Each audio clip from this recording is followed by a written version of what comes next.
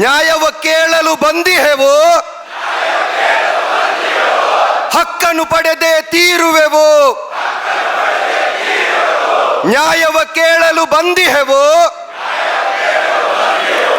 ಹಕ್ಕನ್ನು ಪಡೆದೇ ತೀರುವೆವು. ಪುಕ್ಕಟ ಪಡೆದ ಅಧಿಕಾರ,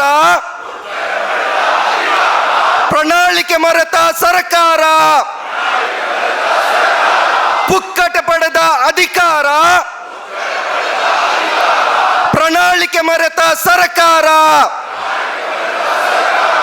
ಧಿಕ್ಕಾರ ಧಿಕ್ಕಾರ, ರಾಜ್ಯ ಸರ್ಕಾರಕ್ಕೆ ಧಿಕ್ಕಾರ. ಧಿಕ್ಕಾರ ಧಿಕ್ಕಾರ, ರಾಜ್ಯ ಸರ್ಕಾರಕ್ಕೆ ಧಿಕ್ಕಾರ. ಬೇಡಿಕೆ ಈಡೇರಿಕೆಗೆ ಒತ್ತಾಯ, ಗುಲಾಮಗಿರಿಯ ಮುಕ್ತಾಯ. ಬೇಡಿಕೆ ಈಡೇರಿಕೆಗೆ ಒತ್ತಾಯ, ಗುಲಾಮಗಿರಿಯ ಮುಕ್ತಾಯ. ಜಿಂದಾಬಾದ್ ಜಿಂದಾಬಾದ್, ಎಸ್ಡಿಪಿಐ ಜಿಂದಾಬಾದ್. ಜಿಂದಾಬಾದ್ ಜಿಂದಾಬಾದ್, ಎಸ್ಡಿಪಿಐ ಜಿಂದಾಬಾದ್. Social democratic party of India Karnataka ರಾಜ್ಯ ಸಮಿತಿಯ ವತಿಯಿಂದ ಪ್ರಮುಖ 5 ಬೇಡಿಕೆಗಳನ್ನು ಈಡೇರಿಸಬೇಕು ಅಂತ ಹೇಳಿ ಕರ್ನಾಟಕ ಸರ್ಕಾರವನ್ನು ಒತ್ತಾಯಪಡಿಸುವ ಸಲುವಾಗಿ ನಡೀತಾ ಇರತಕ್ಕಂತಹ ಈ ಚಲೋ ಬೆಂಗಳೂರು ಅನ್ನುವಂತಹ ಹಕ್ಕೊತ್ತಾಯ ಸಭೆಯ ಘನ ಅಧ್ಯಕ್ಷತೆಯನ್ನು, ನೇತೃತ್ವವನ್ನು ವಹಿಸಿರ್ತಕ್ಕಂತಹ ಪಕ್ಷದ ರಾಜ್ಯಾಧ್ಯಕ್ಷರಾಗಿರುವ ಅಬ್ದುಲ್ ಮಜೀದ್ ಮೈಸೂರವರೇ, ಈಗ ತಾನೇ ತಮ್ಮ ಮುಂದೆ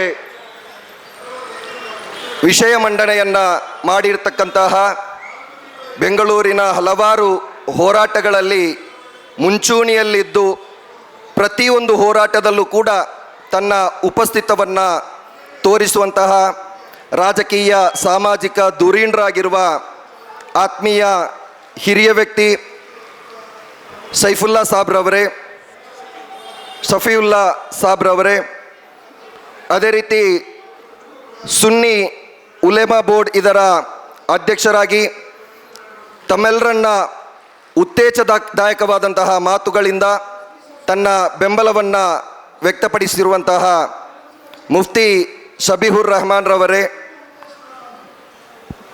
ವೇದಿಕೆಯಲ್ಲಿರ್ತಕ್ಕಂತಹ ಪಕ್ಷದ ರಾಜ್ಯ ಉಪಾಧ್ಯಕ್ಷರಾಗಿರುವ ಆತ್ಮೀಯರು, ನನ್ನ ಮಾರ್ಗದರ್ಶಕರು ಆಗಿರುವ ದೇವನೂರು ಪುಟ್ಟಣ್ಣಂಜಯ್ಯ ಸಾರ್ ಅವರೇ, ಇನ್ನೋರ್ವ ಉಪಾಧ್ಯಕ್ಷರಾಗಿರುವಂತಹ ಜನಾಬ್ ಅಬ್ದುಲ್ ಹನ್ನಾನ್ ಸಾಬ್ರವರೇ, ರಾಜ್ಯ ಪ್ರಧಾನ ಕಾರ್ಯದರ್ಶಿಗಳಾಗಿರುವ ಮುಜಾಹಿದ್ ಪಾಷಾ, ಅಫ್ಸರ್ ಕುಡ್ಲಿಪೇಟೆರವರೇ,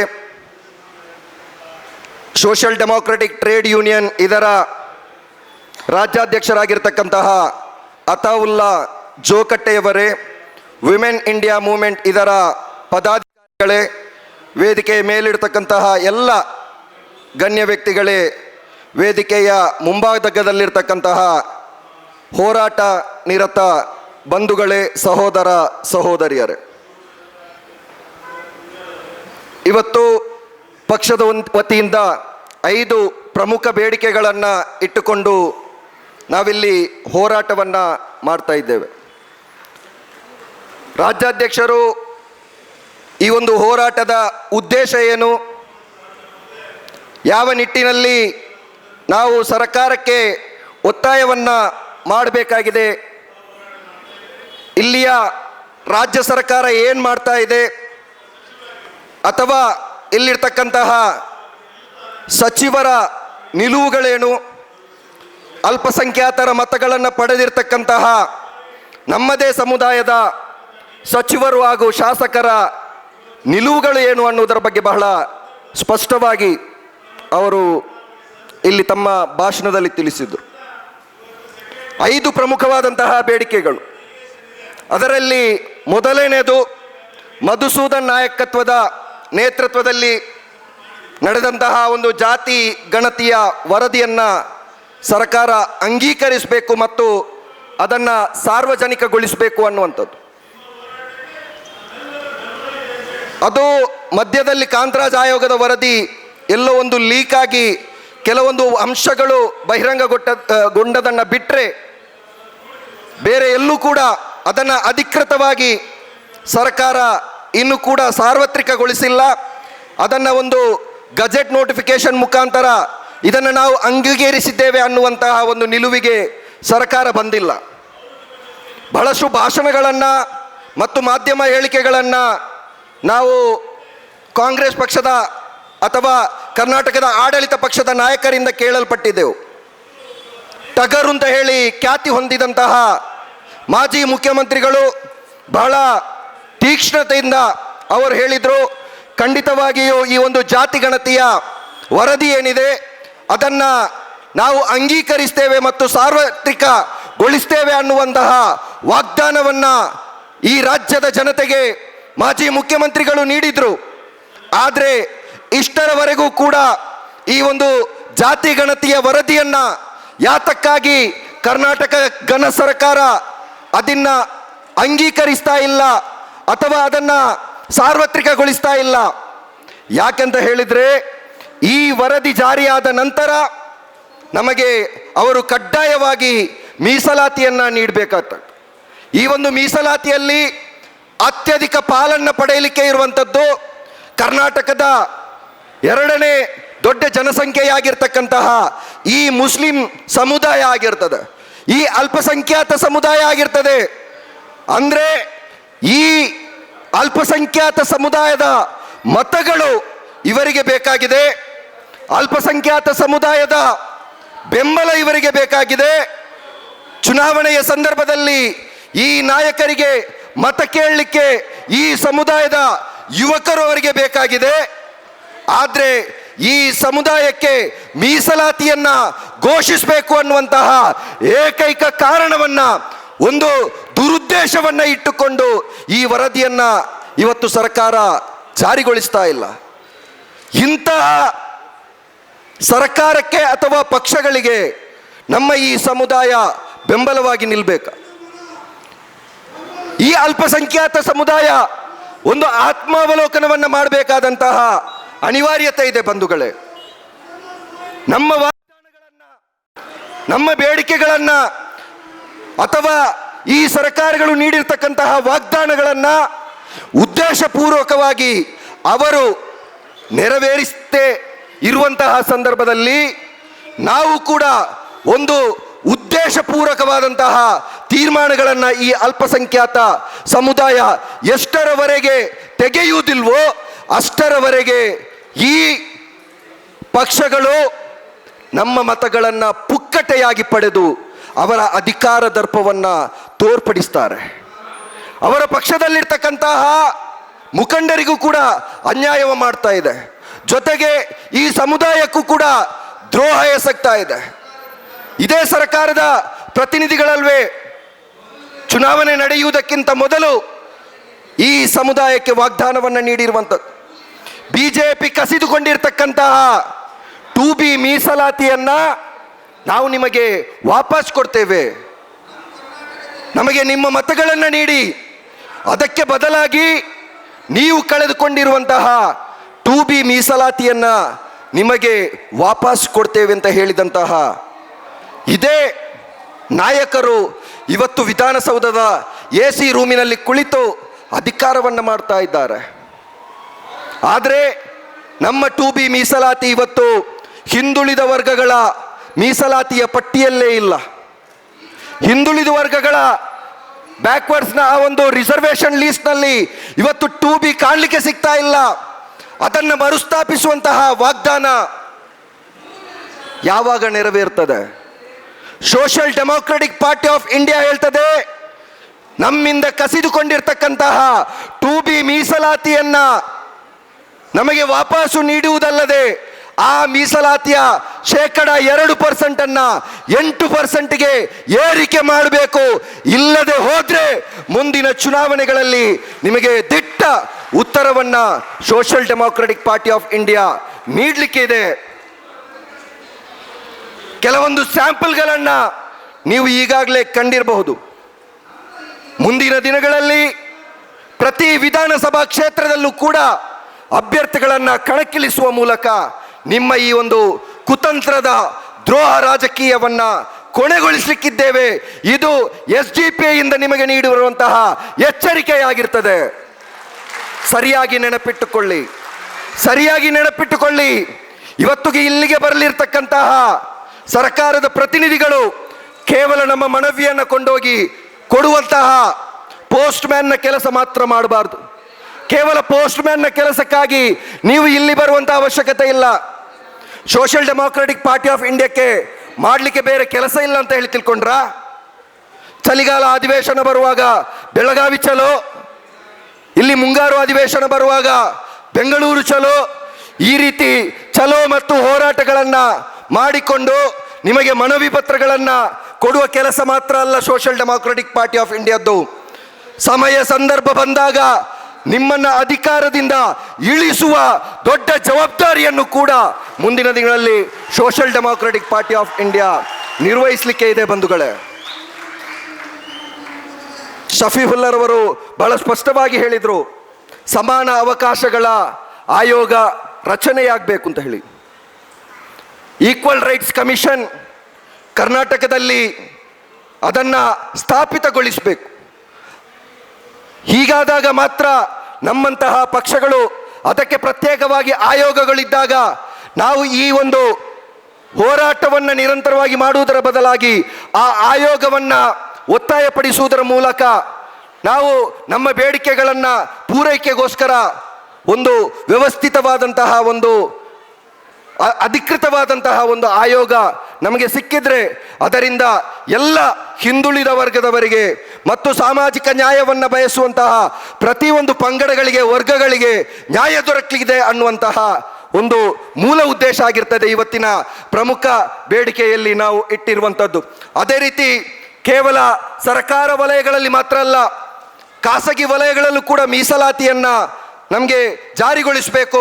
ಇದರಿಂದ ಕೇವಲ ಮುಸ್ಲಿಂ ಸಮುದಾಯಕ್ಕೆ ಮಾತ್ರ ಅಲ್ಲ, ಎಲ್ಲ ವರ್ಗಗಳಿಗೆ, ಹಿಂದುಳಿದ ವರ್ಗದವರಿಗೆ, ದಲಿತ ಸಹೋದರಿಗೆ, ಪ್ರತಿಯೊಬ್ಬರಿಗೂ ಕೂಡ ಇದರಿಂದ ಲಾಭವಾಗಲಿಕ್ಕೆ ಇದೆ. ಆ ಒಂದು ಕಾರಣವನ್ನು ಇಟ್ಟುಕೊಂಡು ಇವತ್ತಿನ ಪ್ರಮುಖ ಬೇಡಿಕೆಗಳಲ್ಲಿ ಖಾಸಗಿ ವಲಯದ ಮೀಸಲಾತಿಯನ್ನು ಕೂಡ ನಾವು ಸೇರಿಸಿಕೊಂಡಿದ್ದೇವೆ. ಅದೇ ರೀತಿ ಸರ್ಕಾರದ ತಾರತಮ್ಯ ಧೋರಣೆ ಕೊನೆಗೊಳ್ಳಬೇಕಾಗಿದೆ ಬಂಧುಗಳೇ.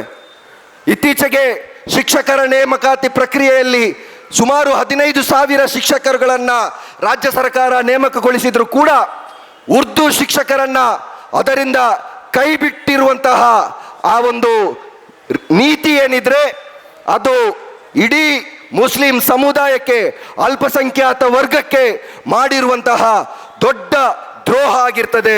ಸುಮಾರು 95% ಅಧಿಕ ಮತಗಳನ್ನು ನೀಡಿದಂತಹ ನಮ್ಮ ಉರ್ದು ಭಾಷಿಕ ಸಹೋದರರಿಗೆ ಮಾಡಿರುವಂತಹ ದೊಡ್ಡ ದ್ರೋಹವಾಗಿರ್ತದೆ.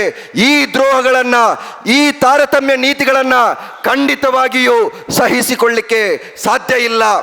ಆದ್ದರಿಂದ ನಮ್ಮ ಹೋರಾಟಗಳನ್ನು ನಾವೆಲ್ಲರೂ ಮತ್ತಷ್ಟು ತೀಕ್ಷ್ಣಗೊಳಿಸಬೇಕಾಗಿದೆ. ಹೋರಾಟಗಳು ಕೇವಲ ಫ್ರೀಡಂ ಪಾರ್ಕ್ಗೆ, ಬೆಂಗಳೂರಿಗೆ, ಬೆಳಗಾವಿಗೆ ಮಾತ್ರ ಸೀಮಿತವಾಗಿರದೆ ಪ್ರತಿ ಗಲ್ಲಿಯಲ್ಲೂ, ಪ್ರತಿ ಜಿಲ್ಲೆಯಲ್ಲೂ, ಪ್ರತಿ ವಿಧಾನಸಭಾ ಕ್ಷೇತ್ರಗಳಲ್ಲೂ ಕೂಡ ನಮ್ಮ ಹೋರಾಟದ ಮುಂದಿನ ಹೆಜ್ಜೆಯನ್ನು ನಾವು ರೂಪಿಸಬೇಕಾಗಿದೆ. ಇಲ್ಲಿ ಸೇರಿರ್ತಕ್ಕಂತಹ ಒಬ್ಬೊಬ್ಬರಿಗೂ ಜವಾಬ್ದಾರಿ ಇದೆ ಬಂಧುಗಳೇ. ವೇದಿಕೆಯಲ್ಲಿ ಕುಳಿತವರಿಗೂ ಜವಾಬ್ದಾರಿ ಇದೆ, ವೇದಿಕೆಯ ಮುಂಭಾಗದಲ್ಲಿ ಬಂದಿರುವವರಿಗೂ ಜವಾಬ್ದಾರಿ ಇದೆ. ವೇದಿಕೆಯ ಮುಂಭಾಗದಲ್ಲಿರುವಂತಹ ನೀವು ಮುಂಬರುವಂತಹ 2018 ಚುನಾವಣೆಗೆ ತಯಾರಿಯನ್ನು ನಡೆಸಬೇಕು. ಕೇವಲ ಇಲ್ಲಿ ಬಂದು ನಾವು ಘೋಷಣೆಗಳನ್ನು ಕೂಗಿದ್ರೆ ಸಾಕಾಗುವುದಿಲ್ಲ. ನಿಮ್ಮ ಕ್ಷೇತ್ರದಲ್ಲಿ ಯಾರು ಅಲ್ಪಸಂಖ್ಯಾತರಿಗೆ ಅಥವಾ ಹಿಂದುಳಿದ ವರ್ಗದವರಿಗೆ ಅಥವಾ ದಲಿತರಿಗೆ ಪೂರಕವಾಗಿ ಕೆಲಸ ಮಾಡದೇ ಇರತಕ್ಕಂತಹ, ತಾರತಮ್ಯ ಧೋರಣೆಯನ್ನು ಮಾಡುವಂತಹ, ಸಾಮಾಜಿಕ ನ್ಯಾಯದ ಸ್ಥಾಪನೆಗಾಗಿ ಪ್ರಯತ್ನಿಸದೇ ಇರತಕ್ಕಂತಹ, ನಮ್ಮ ಕಷ್ಟಗಳಿಗೆ ಸ್ಪಂದಿಸದೇ ಇರತಕ್ಕಂತಹ ಶಾಸಕರುಗಳನ್ನು ಸೋಲಿಸಬೇಕು. ಅವರು ವಿಧಾನಸಭೆಗೆ ಪ್ರವೇಶಿಸುವುದನ್ನು ನಿರ್ಬಂಧಿಸುವಂತಹ ಒಂದು ರಾಜಕೀಯ ಹೋರಾಟವನ್ನ, ಅದಕ್ಕೆ ಪ್ರತಿಯಾಗಿ ಸೋಷಿಯಲ್ ಡೆಮೋಕ್ರೆಟಿಕ್ ಪಾರ್ಟಿ ಆಫ್ ಇಂಡಿಯಾದ ಪ್ರತಿನಿಧಿಗಳನ್ನ ವಿಧಾನಸಭೆಗೆ ಕಳುಹಿಸಿಕೊಡುವಂತಹ ಒಂದು ದಿಟ್ಟ ತೀರ್ಮಾನವನ್ನ ಸೇರಿರ್ತಕ್ಕಂತಹ ಹೋರಾಟ ನಿರತರು ಕೈಗೊಳ್ಳಬೇಕು. ಇದು ನಮ್ಮ ಒಂದು ಪ್ರತಿಜ್ಞೆ ಆಗಬೇಕು. ವಿಧಾನಸಭೆಯ ಒಳಗಡೆ ಮಜೀದ್ ಮೈಸೂರವರಂತಹ ಅಥವಾ ಅಫ್ಸರ್ ಕೂಡ್ಲಿಪೇಟೆ ಅವರಂತಹ ಅಥವಾ ಅಬ್ದುಲ್ ಹನ್ನಾನ್ರವರಂತಹ ಶಾಸಕರು ವಿಧಾನಸಭೆಯ ಪ್ರವೇಶವನ್ನ ಗಿಟ್ಟಿಸಿಕೊಳ್ಳುವುದಾದರೆ ಮತ್ತೆಂದು ಸೋಷಿಯಲ್ ಡೆಮೋಕ್ರೆಟಿಕ್ ಪಾರ್ಟಿ ಆಫ್ ಇಂಡಿಯಾಕ್ಕೆ ಈ ರೀತಿಯ ಹೋರಾಟಗಳನ್ನು ಸಂಘಟಿಸುವ ಅವಶ್ಯಕತೆ ಇಲ್ಲ. ನಮ್ಮ ಸಮುದಾಯದ ಪರವಾಗಿ, ಅಲ್ಪಸಂಖ್ಯಾತರ ಪರವಾಗಿ, ದಲಿತ ಸಮುದಾಯದ ಪರವಾಗಿ, ಹಿಂದುಳಿದ ವರ್ಗಗಳ ಪರವಾಗಿ ಅವರು ವಿಧಾನಸಭೆಯ ಒಳಗಡೆ ಪ್ರತಿಭಟನೆಯನ್ನ, ಹೋರಾಟವನ್ನ, ಅವರ ಧ್ವನಿಯನ್ನ ಮೊಳಗಿಸಲಿಕ್ಕಿದ್ದಾರೆ ಬಂಧುಗಳೇ. ಆದ್ದರಿಂದ ಅಂತಹ ಒಂದು ಚುನಾವಣಾ ಪೂರ್ವ ತಯಾರಿಯನ್ನ ನಮ್ಮ ಕಾರ್ಯಕರ್ತರು ಮತ್ತು ಬೆಂಬಲಿಗರು ನಡೆಸಬೇಕಾಗಿದೆ. ಅದೇ ರೀತಿ ವೇದಿಕೆಯಲ್ಲಿರ್ತಕ್ಕಂತಹ ನಮಗೂ ಜವಾಬ್ದಾರಿ ಇದೆ. ನಾವು ಈ ಒಂದು ಹೋರಾಟವನ್ನ ಕೇವಲ ಹೋರಾಟಕ್ಕೆ ಮಾತ್ರ ಸೀಮಿತಗೊಳಿಸದೆ, ನಮ್ಮ ನ್ಯಾಯಕ್ಕಾಗಿ, ಸಾಮಾಜಿಕ ನ್ಯಾಯಕ್ಕಾಗಿ, ನಮ್ಮ ಹಕ್ಕುಗಳಿಗಾಗಿ ನಾವೆಲ್ಲರೂ ಒಂದು ತೀರ್ಮಾನವನ್ನು ಕೈಗೊಳ್ಳಬೇಕು. ಈ ಮನವಿ ಪತ್ರವನ್ನು ನೀಡುವಂತಹ ಪದ್ಧತಿಯನ್ನ ಮುಂದುವರಿಸಬಹುದಾದರೂ ಕೂಡ ನಾವು ಕಾನೂನಾತ್ಮಕವಾದಂತಹ ಹೋರಾಟಕ್ಕೆ ಸಜ್ಜಾಗಬೇಕಾಗಿದೆ. ಒಂದು ಪರಿಣಿತಿ ಹೊಂದಿರತಕ್ಕಂತಹ ವಕೀಲರ ತಂಡವನ್ನು ರಚಿಸಿಕೊಂಡು ಸಾಮಾಜಿಕ ನ್ಯಾಯ ನಿರಾಕರಿಸ್ತಾ ಇರತಕ್ಕಂತಹ, ನಮ್ಮ ಹಕ್ಕುಗಳನ್ನು ಕಸಿತಾ ಇರತಕ್ಕಂತಹ ರಾಜಕಾರಣಿಗಳನ್ನು ಮತ್ತು ರಾಜಕೀಯ ಪಕ್ಷಗಳನ್ನು ಕಟಕಟೆಯಲ್ಲಿ, ನ್ಯಾಯಾಲಯದ ಕಟಕಟೆಯಲ್ಲಿ ನಿಲ್ಲಿಸುವಂತಹ ತೀರ್ಮಾನಕ್ಕೆ ನಾವು ಮುಂದಾಗಬೇಕಾಗಿದೆ. ಹಾಗಾದಾಗ ಮಾತ್ರ ನಮ್ಮ ಹೋರಾಟಕ್ಕೆ ಅರ್ಥ ಬರ್ತದೆ ಅಂತ ಹೇಳಿ ಈ ಸಂದರ್ಭದಲ್ಲಿ ಹೇಳ್ತಾ ಇದ್ದೇನೆ. ವಿರೋಧ ಪಕ್ಷ ಈ ಸಮುದಾಯದ ಬಗ್ಗಂತೂ ಮಾತನಾಡುವುದಿಲ್ಲ. ಕರ್ನಾಟಕದ ವಿರೋಧ ಪಕ್ಷ ಏನಿದ್ರು ಪಾಕಿಸ್ತಾನ, ಮುಸ್ಲಿಂ ಅಥವಾ ದ್ವೇಷ ಭಾಷಣ ಅಥವಾ ಕಡಿ ಕೊಳ್ಳು ಸಂಸ್ಕೃತಿಗೆ ಮಾತ್ರ ಸೀಮಿತವಾಗಿದೆ. ಅವರು ಯಾವತ್ತೂ ಕೂಡ ಈ ಜನಪರವಾದಂತಹ ಬೇಡಿಕೆಗಳ ಬಗ್ಗೆ ಮಾತನಾಡುವುದಿಲ್ಲ ಅಥವಾ ಅದರ ಬಗ್ಗೆ ಧ್ವನಿ ಎತ್ತುವುದಿಲ್ಲ. ಆದ್ದರಿಂದ ವಿರೋಧ ಪಕ್ಷದ ಬಗ್ಗೆ ನಾವು ಖಂಡಿತವಾಗಿಯೂ ಅವರನ್ನ ಈ ರಾಜ್ಯದಿಂದ ಮಾತ್ರವಲ್ಲ, ಈ ದೇಶದಿಂದಲೇ ಮೂಲೆ ಗುಂಪಾಗಿಸುವಂತಹ ಒಂದು ಯೋಜನೆಯನ್ನ, ಒಂದು ಜಾಗೃತಿಯನ್ನ ನಾವು ಹುಟ್ಟು ಹಾಕೊಳ್ಬೇಕಾಗಿದೆ. ಆ ಕೆಲಸ ನಿರಂತರವಾಗಿ ಮುಂದುವರಿಲಿ. ಅದೇ ರೀತಿ ನಮ್ಮ ಮತಗಳನ್ನು ಪಡೆದು ನಮಗೆ ಮೋಸವನ್ನು ಮಾಡುವಂತಹ ಈ ದ್ರೋಹ ರಾಜಕಾರಣ ಕೊನೆಗೊಳ್ಳಲಿ ಅನ್ನುವಂತಹ ಸಂದೇಶದೊಂದಿಗೆ ಅವಕಾಶಕ್ಕಾಗಿ ಕೃತಜ್ಞತೆಯನ್ನು ಸಲ್ಲಿಸುತ್ತಾ ನನ್ನ ಮಾತನ್ನ ಮುಕ್ತಾಯಗೊಳಿಸ್ತಾ ಇದ್ದೇನೆ. ಜೈ ಇಂಡಿಯಾ, ಜೈ SDPI.